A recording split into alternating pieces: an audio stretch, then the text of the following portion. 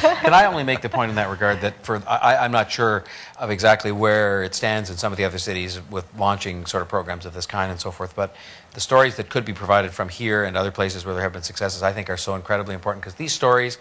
are, on both sides, are the most unbelievable, moving, motivational stories you'll ever hear about both people who have who felt they didn't have a chance. They got here on the point system. They sort of felt almost kind of like there was nobody to turn to sort of say, well, how do I get over this kind of, well, you need some Canadian experience, except, there's no way to get it, and so on. And that these kinds of programs gave them, in many cases, that. But also the flip side, which is the people who are the mentors, who said, well, this mentors and people even who supervise interns, this was the greatest thing that ever happened to me in my career in terms of teaching me about a lot of things.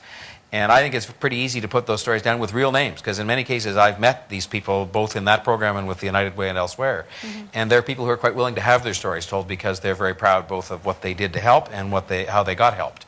And I think that the most powerful tool you could have, it was very high on my list of things that work with the employers, is to be able to say, these are the stories of the successes of the people you hired, and these are the stories of what it did for your internal organization in terms of perhaps those people understanding a little bit more about the Canadian experience and what it should be. So I just think if we can make those things available with names, almost with a phone number and an email address, to say, look, you can actually call these people and ask them about their experience as interns and ask them about experience as corporate leaders who oversaw these things, I think it would be immensely useful as a tool for other cities that are just starting out.